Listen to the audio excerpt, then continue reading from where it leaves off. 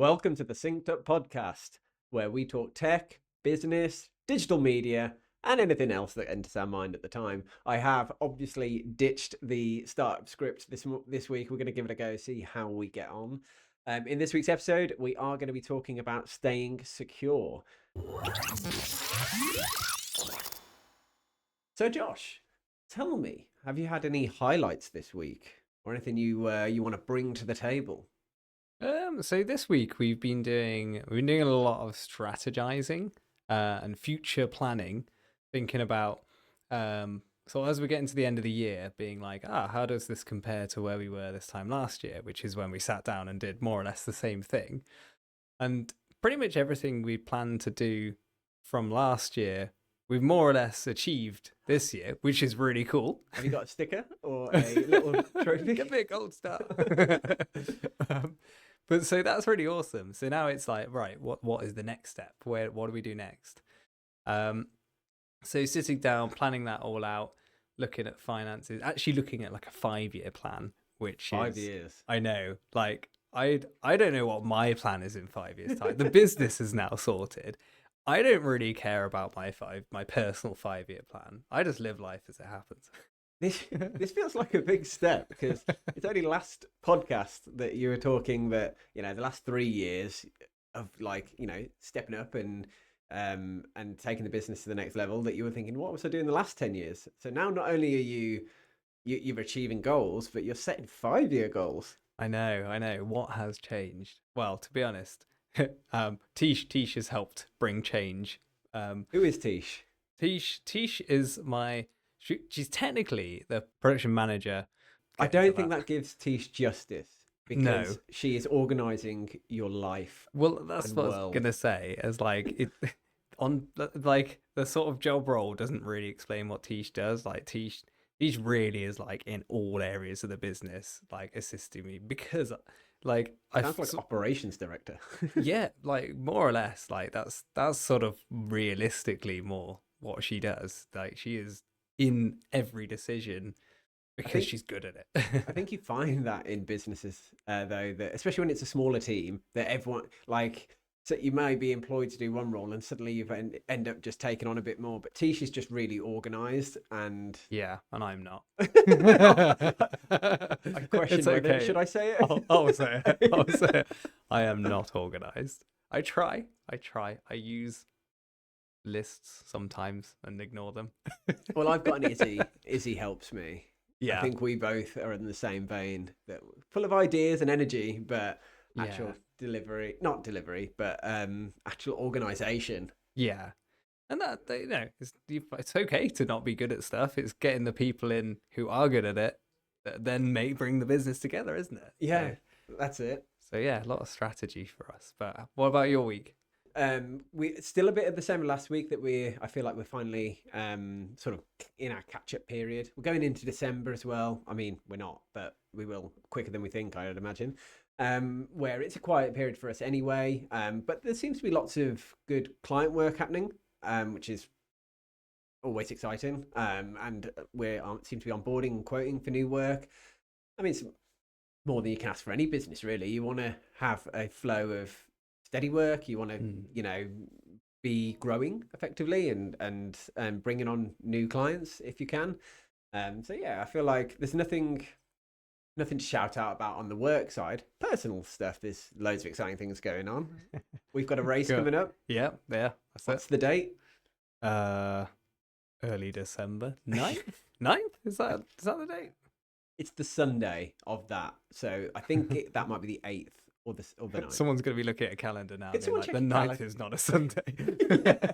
Well, if whatever the Sunday is, that's when we're doing it. So it's a high rocks race, which I touched on last week. I'm sure most of you don't know what that is, but or you might.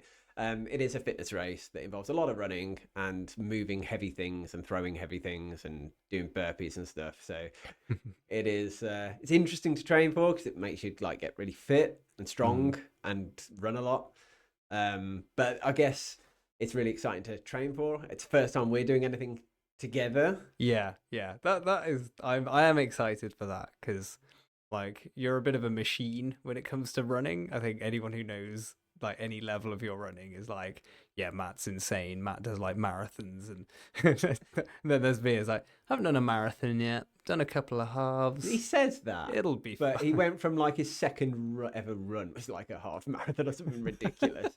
And you're planning to get into Berlin Marathon with me next year, aren't you? Yeah, next year, Next year's definitely I'm big joining year. you on the marathon front. Yeah. Yeah, it's got to happen. I feel like every week we're probably going to be mentioning things about running and high rocks because it's just a lot of it in our lives at the moment, right? Yeah, yeah. So if you don't like this bit, about 10 to 15 minutes in, if you skip to that, you'll probably hit the main segment of the podcast. But if you want to hear about the running and high rocks and training and all that sort of stuff, I'm really sore. Last week was the really tough one, but I've hit the ground hard again. We've only got a couple of weeks left, really, because when it comes to race week, like really early December, you're going to be tapering down and like kind of letting your body recover. So it's only a couple of weeks before I know, you it's slow a bit down. frightening, to be honest. I'm like, I hope you're scared. I keep looking at it being like, I have like no time. I need to get fit fast. Remind me next week because it's our sim. So we're doing a high rock sim, which is where we obviously simulate the full race on Sunday. So we will let you know how that goes. We'll be broken next week. I hope so. Now is the time where we need to be putting the hard miles in, right? So Yeah. in theory, you can race easy. You're not going to race easy. It's just going to be you'll get faster. Yeah, Maybe. yeah, that's it. And we have to beat because my brother-in-law Dave, big up Dave, kind of dropped the gauntlet and said that me and you have to beat the time that me and Dave did on my first high rocks, which was not a question of like, oh, do you think you could? It was like, no, you have to. yeah. So I don't know. We weren't feeling the pressure. Now we are. No, now there's an element of pressure of like, it's not just about getting through it. It's now getting through it and setting a time. Yeah. Well, I think we agreed we're going to do it on feel and just as long as it feels, 8 out of 10 for the first half and then just YOLO. 10 out of 10 for the rest. Yeah. So hey, one day we might include some clips of it in the podcast if Jack's feeling fruity. But right, let's get into the main segment of this week's podcast.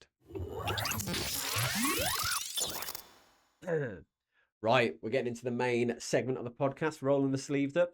This week we are talking about staying secure. Now, that can mean a few things, but we're generally talking in and around cybersecurity, personal security, that side of things. And I've got loads to contribute to this. I know Josh has as well. Actually, you seem quite excited on this one. Yeah, I do have some stories, but I don't know whether to lead it or whether to get you to start. Do you want to have a... I mean, where to look at in security? It's such a big What do you area. think's the most important things? The most important thing, I mean, setting a decent password, having a decent password. I'm going to add to this. Go on. So for a start, having a decent password. Like fluffy pink penguin 77. It doesn't even matter. I mean, Apple sort of suggests complete random numbers, letters, some hyphens, whatever, which is great. But I like it if it's something that you can like read and be like, okay, I know what that is. That's kind of handy. But then also, and this is the mistake I used to make. Like I had a really, really secure password, which I like memorized, and I was like, this is fantastic. And then I used it for everything. Yeah. And I know that that's bad. Why? Because I might be wrong. Matt's going to correct me. No, I'm loving it. I think the reason for not wanting to use that same password is because you'll often get, and you'll hear it in the news and stuff, people will get like password leaks. So it's basically where somebody's hacked into like an insecure website. They've found username and passwords. But if you use the same username and password on everything else, then they've just found the key to everything because you used it on probably somebody's pretty like terrible website that doesn't have much security. So the point is if you've got different passwords for each one, then that won't work. That won't work. They'll have got in there, which is fine. That's maybe just, I can't even think of a terrible website now. Like Something Don't name and shame non-e-commerce. somebody. Yeah. I'm going to ask you another question then. 'Cause I'm Okay, loving okay. this. How many online identities do you think you've got? Oh. So, like, okay, I don't. Username and passwords. Oh, right, okay.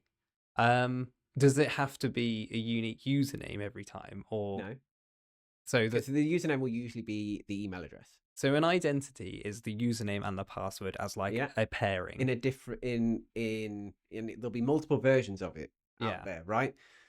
I'll give you a clue. Okay. Factor in every app you've got on your phone that has Yeah. prompted you to set up an account, Mm-hmm. every online shop and store that you've done, Yeah. banks, on work identities, everything, every piece of software you use has pretty much at some stage got you to create an account. How many do you reckon you've got? I reckon 1,000 sounds like a lot, but it doesn't sound completely crazy. I would say I'm gonna guess 600. I have no idea. Okay. I reckon, and this is reckon because I can't actively check every person in the world, 'cause that would be mental. Why not? But the average person, I think, has over 100 Yeah. and probably closer to 200. Mm-hmm. When you think of things like your Amazon account, Next, Marks and Spencers, Tesco's, all these online shops that you might have used, you look at every app that you download on your phone, whether it's anything, they rack up really quickly. And most commonly, you'll use one of two or three emails for it. Maybe sometimes people use an email that's not their work one if it's more for a personal app. 9 times out of 10, people are using majority the same email address. So if you've got your name and let's say your first example, the same password for everything, information leaks do happen. But the more obvious thing than that is you give somebody your password, Yeah. which is phishing, Yeah. right? Yeah. Somebody sent you something, it looks legitimate, you click on it, you fill out a form, try to sign in, and you've given them a password. Think of how chaotic that is if you've just given them 150 passwords. Yeah. And then so they come to me, or somebody comes to me and goes, I've been hacked. And I go, okay, how many times have you used that password that you've just given them? And they're like, everything. You're like, wow. Because my advice then is, right, go and change your password on everything. Go crawl into a hole. Yeah. You're done. Whereas if they'd have had, no, that was my password for that website. Everything else is done. It's like, Yeah. okay, well, yeah, you've given them that. Whether we need to kick them out of that account or not, or whether it's gone because they've properly, locked it down and kept you out. Usually, the whoever supplied you that account can help if you prove some identity and things like that. But if you've only got one password to worry about and one identity to reset, then it's the breach or the problem is way less. But the problem then comes, I've got 150 different passwords, Josh. What do I do? Yeah. And there's a few different ways. Do you want to try and list a few ways that you think you can store them? Well, yeah, I was gonna say, so I actually have a question on this as well. Because you get password managers. Yeah. So like a dedicated app Yeah. that you install, that's where all your passwords are saved. I'm assuming you'd probably have like two-factor authentication, like that would protect that. Yeah. So it's like super, super secure because ultimately that if that one if that gets hacked, then it's the same thing as giving away all your passwords, isn't it? Yep. So what I use, I'm hoping you're going to say it's secure, otherwise I'm going to have to change it because I'm broadcasting this out to the world now. Let's see where this goes. So I like using obviously Microsoft's so I'd use Edge. Yep. And I contain them within Edge. And I'm assuming that's because obviously my Microsoft account is two-factor authentication. Yeah. So that should have the same level of security on there. Okay. I'll ask you a question then. Okay. Which account are you signed into on Edge?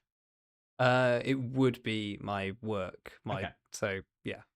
So yeah, you've raised a good point, and it's kind of where I was leading you anyway. Like Perfect.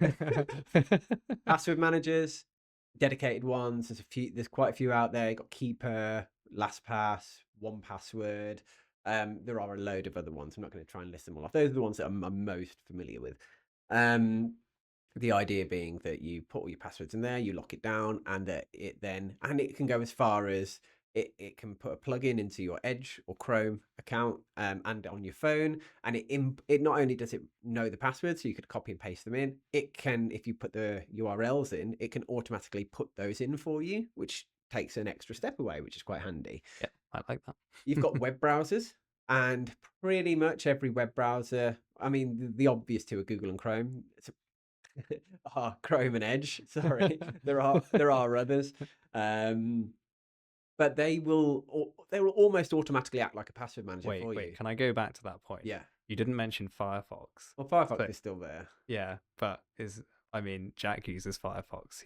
He needs to know more. Okay. Do we need to boot him off Firefox? It depends on what login. If he uses Firefox to store passwords, then he needs to check the security around that. How strong is the account that's linked to his Firefox? Has it got two-factor on it? What two-factor method is that? Is it going to text him? Is it going to email him? And so forth. So I've got more questions for Jack around that. We'll get Jack in later. But the Edge or like the most people are going to use Edge or Chrome, and you'll probably sit in the pop-up. Do you want it to store this password for you? Most people will click yes, and by default, you're creating a password manager doing that. It's just the web browser one. And is that good? Is it bad? That is one of the questions I get asked the most when we're talking about password managers and when I'm telling people to have loads of different passwords and that sort of thing. And it's as secure as the account that it's linked to. Okay? Yeah. So if you've got josh@gmail.com, which is just a personal Google account. Yeah. And you're using Chrome and you've signed in with that account.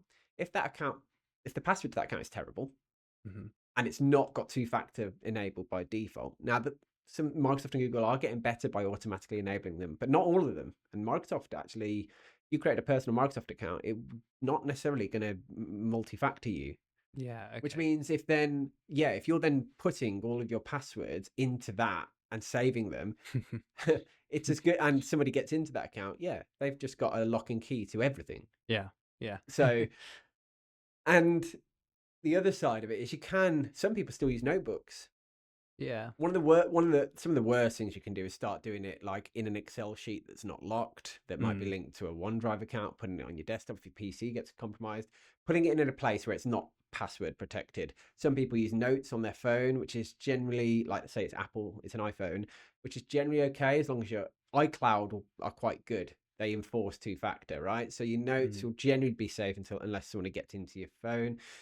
But written books are still good because people aren't generally going to mug you for your passwords these days. yeah, not anymore. They're after your TV or your laptop. They're not going to worry about the notebook. Yeah. So in a weird way, notebooks are fine. The problem is if you've got 150 or however many different passwords there. So yeah, I mean, password managers are a huge one. Or having some kind of way to keep your password safe and secure. And don't just assume that they are. Don't assume because you're using Chrome it is. Go into the settings. Now, I think that's a good sort of summary, I guess, of what to do with passwords and why. Yeah. So, what's the worst password that anyone has ever told you, or you've seen? I mean, it's surprising how often I see it. Okay. Where people have got like password 123 and then they go the word password. Yeah. And then they put an exclamation mark on the end. Well, I've added an exclamation mark. Oh yeah. What do you think the most common format for a password is? Capital first letter, exclamation mark at the end, and some numbers. Yeah.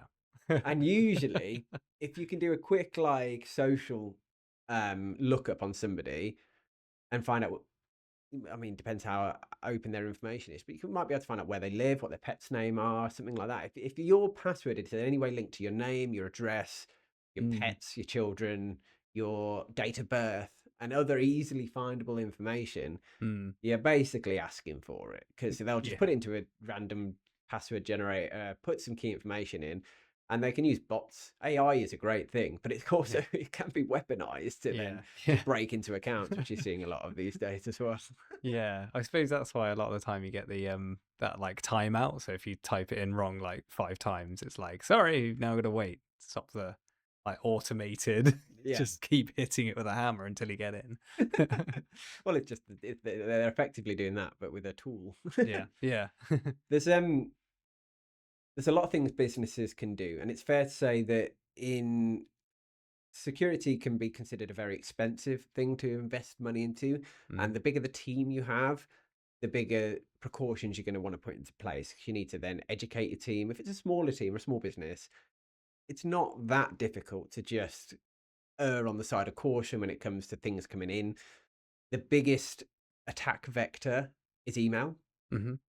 So as long as people are aware that if it's asking to click a link or open a document, always take a few extra steps to make sure is it from the right person. And even if it is, what you often see these days is people getting hacked and then using that hacked account to send out loads of other emails to click the link, or you owe us money. It's always Okay. going to be fear mongering as well. Yeah. Click this, otherwise your password will expire, or you owe us money, we're going to send the bailiffs around, or do you know what I mean? It's always going to be something of urgency that's going Yeah. to get you. So just as a thought, what's I guess what am I trying to say? So if you've got like, I don't know, 10 employees or Yep. whatever, and one person has an insecure sort of like login or password, how does that, like, how do you sort of protect the rest of the business Oh yeah.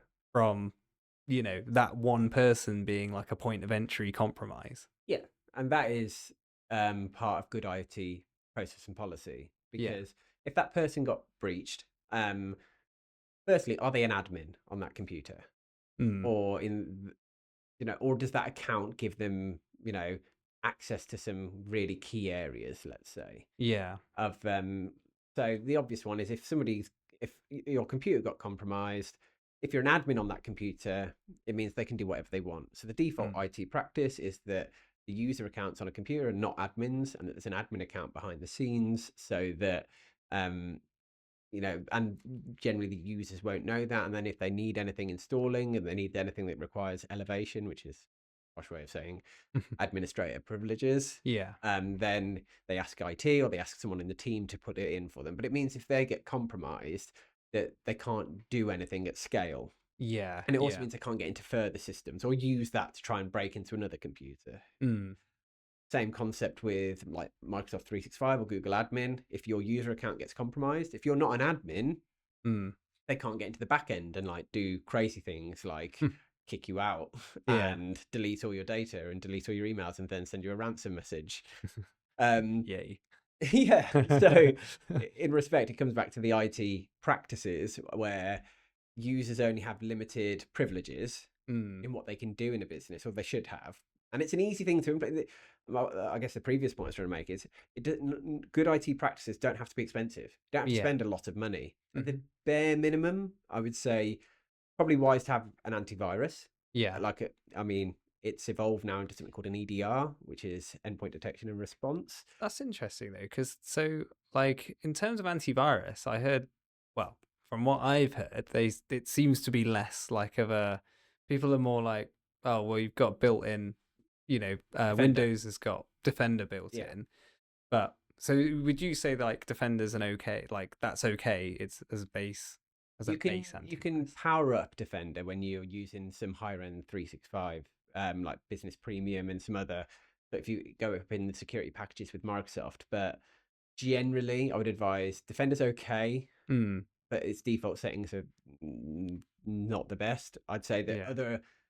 I'd say with Microsoft, I think hopefully head of Microsoft won't get on the phone to me, but it's fair to say from my experience that their antivirus is okay, not great, can Yeah. be powered up by third-party tools, and a lot of third-party vendors do leverage Defender to help with antivirus. And Okay. equally, their mail security, it's okay, Yeah. not great. Okay. So Okay. at a bare minimum, I would advise a company to get antivirus, to really strongly consider their passwords. We haven't spoken about multi-factor authentication much yet, but I'll Mm. cover that briefly in a sec. Yeah.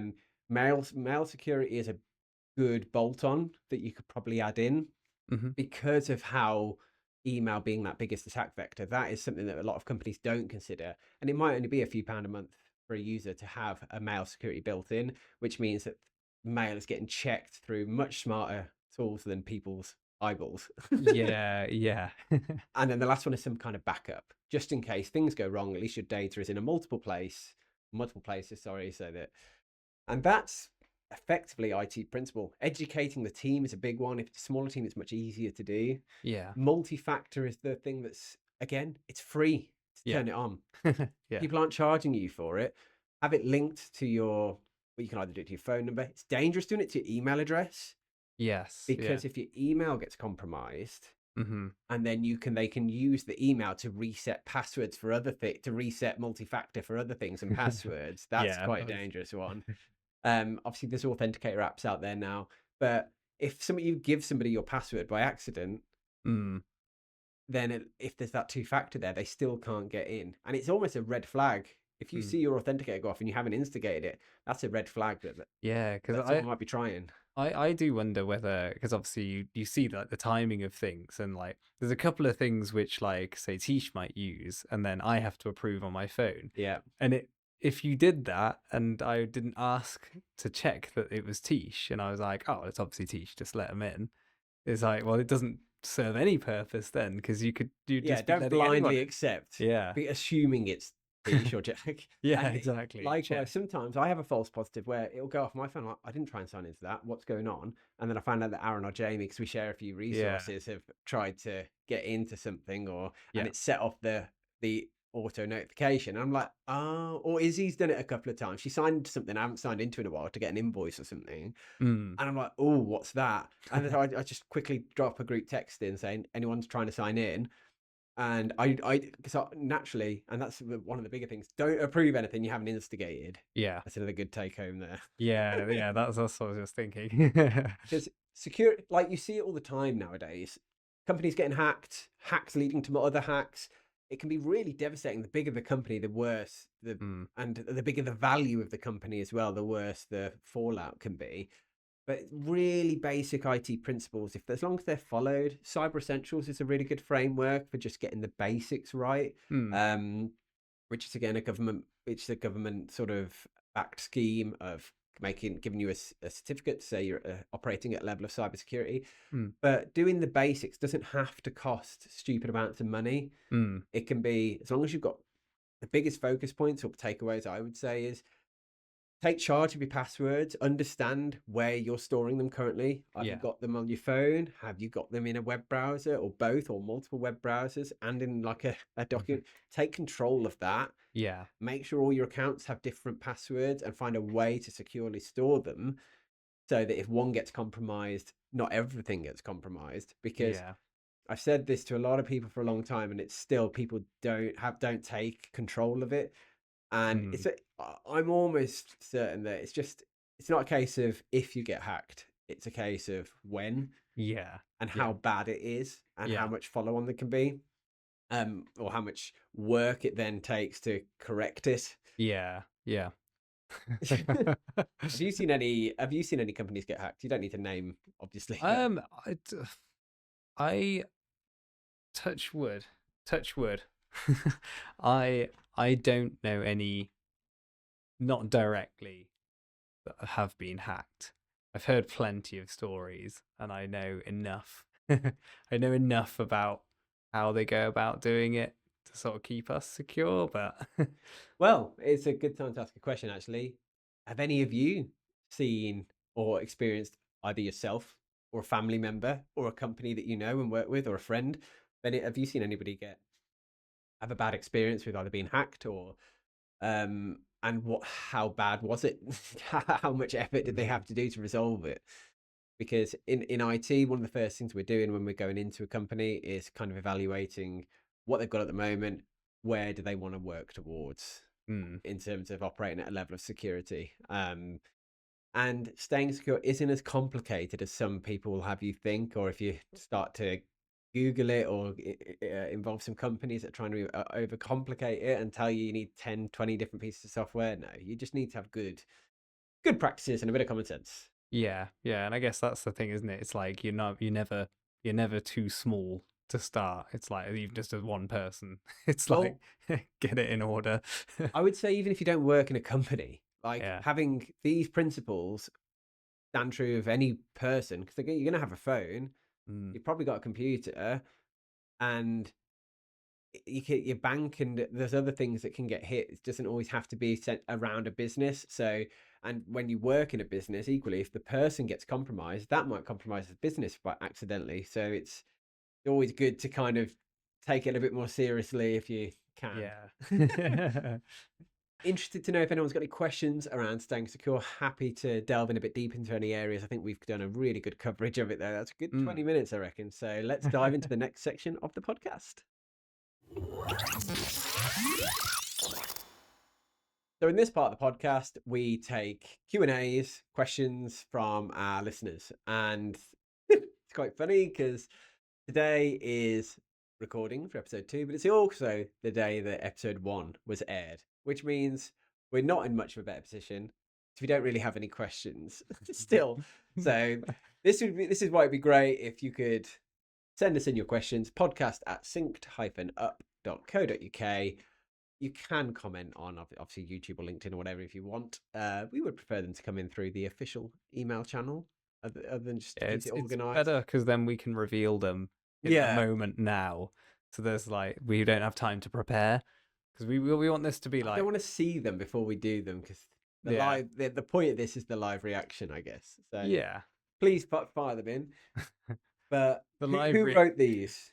Well, we got a combination of Tish and Jack. Okay. So I think we'll figure it out based on the handwriting. We've also got one on the email. Do you want to kick off? Do you want me to kick off? I'll kick off. Yeah, let's go on then. Pick one. Love this one. Okay. Oh, it's sort of like fancy handwriting. So it's going to be Tish. Yeah, I think so. Who is someone who inspires you in business? Okay. Might sound a bit cliche, I guess, but I quite like I'm gonna butcher his name. Is it Simon Sinek or Simon Sinek? Oh yeah, Simon's good. I think it's Sinek. Yeah, I don't know. He'll probably correct us when we're famous. A lot of his TED Talks, and I always like if I could video myself watching his content. I'm always nodding along and like, yeah. You know, the video that always stuck with me, I actually used it in a networking 10 minutes. Is it about your why?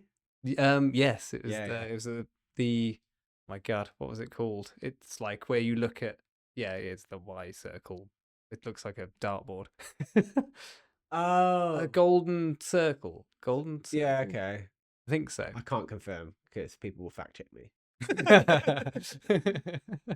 But he uses Apple as an example, and because they're really good. It's amazing how hard it is though, because you watch him and you completely understand it in like Apple's sense, and then you put it into your own business, and you're like, no, but that I can't figure out. That's not the why.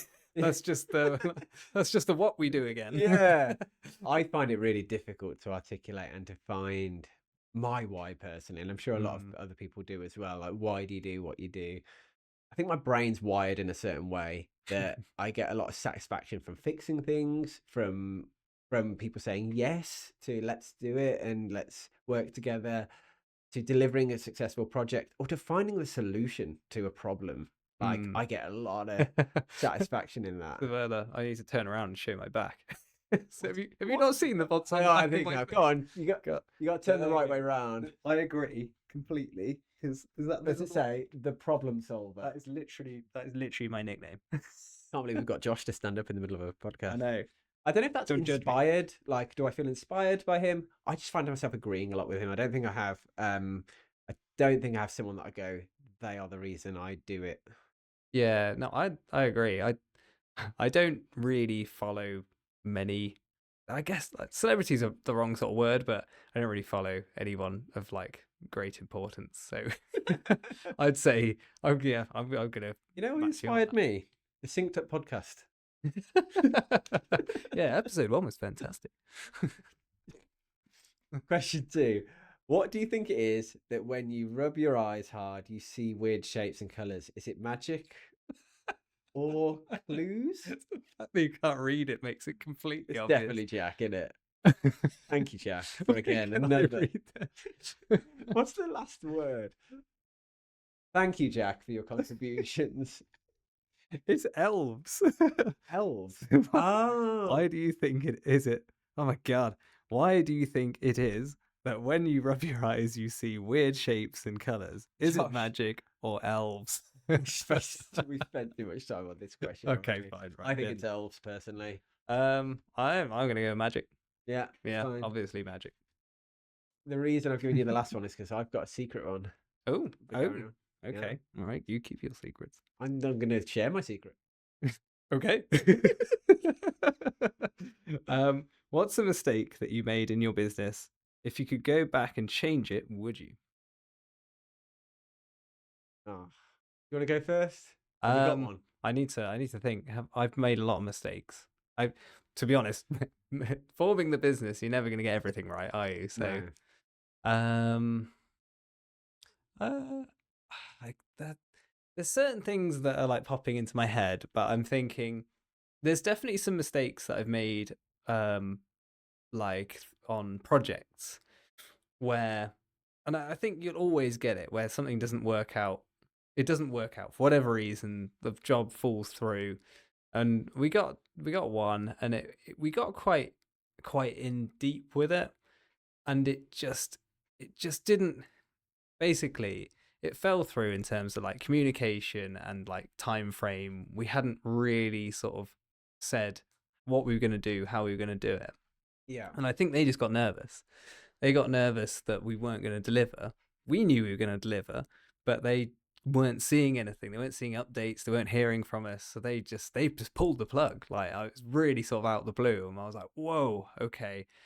And that was quite a hard hitting one, but Because you kind of you knew you were going to get it done. You knew you were going to do it to a good standard, but you yeah, just hadn't give the customer quite that faith. Is it yeah, mid project? Did you say? yeah. It was like it was a good way into the project, Oh wow. and so, but I wouldn't go back and change it because what that meant was we had a massive sit down and like, right, how do we let that go so wrong? And then from that, we changed loads and loads of little bits in the business. So presumably your touch points throughout the project. Yeah, You've constant got more. communication, Yeah. updates. So we do like weekly updates for clients. So then they know that their project is being worked on, whether it's in the works. And then it gives people a chance then at that point to be like, oh, actually, is there any way we can do it a little bit sooner than that? And you're talking then, you're talking. So Yeah. yeah, Okay. That's a good one because it's a definitive learning from it. yeah. I think from my side, there's a few clients we took on which weren't a great fit for us, um, because they wanted something quite outside of the scope of what we do. So I've got a few where they like hard to explain, but when you work in IT, people assume you work in every aspect of IT, like Mm. anything that's got a IP address or a pulse. They think we fix Yeah. where we don't, and so there's times where we've taken things on where we probably shouldn't have, Mm. where we weren't. And I had let them know this isn't an area of their speciality, up front, but we still tried, and in the end, it didn't quite work out. Would I change it? No. Maybe get them to sign a document to say we are not very good at this. Are you sure? Here's the disclaimer. Yeah. But no, I wouldn't change it because we learned that actually it's okay to say no, and it's okay to say this isn't right for us. Mm. We're not. This is not an area of our speciality. We can advise and recommend somebody else that we may know, Yeah. or just shake hands and go, not we're not the right fit. Yeah. It's interesting. Yeah, we both agree on like you wouldn't go back because the learning from it is more Yeah, valuable than the lost job. yeah, exactly. Yeah. Should I throw the final question? All right. Somebody, and it's Dave, Thank you, Dave. emailed in. This is Okay, good. This is good. We want we yeah, want emails. yeah. So please do. So two questions, Oh, but it's actually, oh no, there is two there. Okay, okay. and this is because he knows me. Beer and a burger, Ooh. or caramel latte and Costa breakfast wrap. Ooh, I know what your answer is. Do you? You tell me my answer. Yours is Costa. Do you want my actual answer? Really, it's not. Do you want my actual answer? It is that. It is that. It depends on the time of the day, baby. Oh, what? I'm That's a not having a ridiculous breakfast answer. wrap. I'm not having a breakfast wrap and a latte at 8 o'clock in the evening, but I will have a beer and a burger. What if it was straight after a workout? Oh, definitely.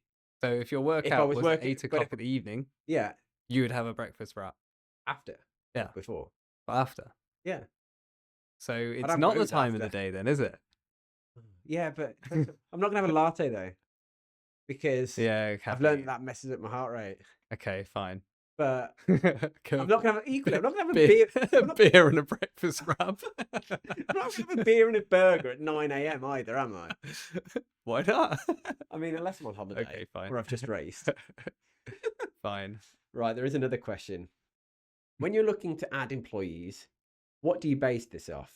Is this from turnover or on number of clients and accompanying this? Would you bring on an employee to support a single client if the revenue was good enough? Uh, so I know companies that have specifically had a contract for basically you work for this client. Yeah. I'm sure the logistics of when you're in the business, you're suddenly doing all bits of everyone's work. But I guess it ultimately ties you to that client. If they do go, oh, see you later, Yeah. it gives you a business reason to let them go. But I feel that's the safest way of doing it. Yeah. Well, for a business, not for the person being hired. Yeah. I would say it depends on how much load that client brings, Yeah. like how much work. Because if it is a full time, if it takes a person a full, like one client is that big, and you could simplify it in my world of IT that you like the amount of people, right? The amount of users. And there is kind of a ratio you can loosely work out to how many users per how many techies that you Yeah. have. I'll let you know when I find what exactly that ratio is. It's a little bit of trial and error. I feel like we've got a good staff to client ratio at the moment. Overtech. Yeah, but if there was a client that had 2,000 employees, I would have to immediately employ somebody, Yeah. or maybe two. So yeah, I think when I'm looking to employ, it's because, well, the first employee, Aaron, was because I needed to be able to have a holiday and be able to walk into Tesco's without worrying the phone's going to go off because I'm literally the only person in support. Yeah. Jamie was because the workload was starting to get a bit heavier for just Aaron, especially when I'm out and about and podcasting or networking or Making a whatever. podcast. And so I've almost felt that actually it's the right and the best advice I can give around that as well is you should if you're increase your business is increasing at a steady rate, always bring the person in that little bit sooner, so that they have time to get up to speed, Yeah. especially if they're an apprentice, or if they're newer to business rather than been in business 10-20 years, whatever. So or even if they have, it allows them time to get up to speed with the way you work and get used to your policies, processes, and culture Mm. and everything. But yeah, it's a good question. But I think it obviously depends on the size of the client and how much workload that brings and how big your team is already. Yeah. But I have to have a support desk that can support the amount of seats and users that are in our portfolio, and obviously have busier periods and quieter periods. But for me, it's very much if we got two new big clients right now, I'd have to bring somebody in. I'd have to start the Yeah. process of getting somebody in now. Yeah. That's interesting. Yeah, because ours is very much like like just a project, a project, a project. You wouldn't. I mean, none of the projects are like long enough to warrant hiring somebody for the length of the project. That just be unfair. Well, we'll see, Josh, because if I said I've got a client here that they want 3 videos a week for the next 3 years. Oh well, yeah, that would be fine. That would be fine. But a So if one-off. you're in a position where you want 3 videos a week, Josh is ready to bring someone in to. Yeah, we'll do it. But yeah, so I guess like the way we go about doing it is you do we have a lot of like support, so people we can sub work out to. Yeah. We also partner with a couple of other video companies where we can like collaborate if we need to. So it's really like you do that for like when you get the big surges of work, and it's basically just looking at, right, we've spent X amount on subbies this year and collaborating. Is that if that's going to be the same next year, then we're better off hiring somebody to, jump in a new role. So a little bit different in that sense. But Still a difficult one though, because I think in any business model, when do you employ someone? When do you expand the team? Because it is a risk. It's going to increase your cost, right? yeah, And so obviously check the numbers, do a little bit of research before you make that commitment to jump in, and make sure you can mostly afford that new person or have enough in the pot to be able to bankroll them a little bit if you can. yeah, And definitely just start them a little bit sooner to give them time to get up to speed. yeah. I think from when I was hiring, I think I looked at I always looked at trying to like ease people in, so like part time, Yeah. and like because people will be open to that, and you can still do it in an official way, going through like Indeed or whatever. You can still hire somebody on a part time basis and go through interviews, and you As can long- set out the job role. Yeah. Like there's no template. So Yeah, yeah. Well, as long as you're honest up front that yes, it's currently 2 days a week or X amount of hours per week, but we are looking if things if we hit certain metrics, that a full time position will be available if you're mm, interested in that. Apprenticeship is another way of doing that kind of because they have to devote an amount of time to apprenticeship anyway. But yeah, it's a different one because obviously you are bringing someone in that needs a lot of support yeah. and time. But there we go. Those are our questions for the week. Thank you to Dave for podcasting in, and to Tish, and I think thank you, Jack. Thanks, Jack. I'm not sure. No. But you know the email podcast at synced-up.co.uk, and we shall see you on the next one.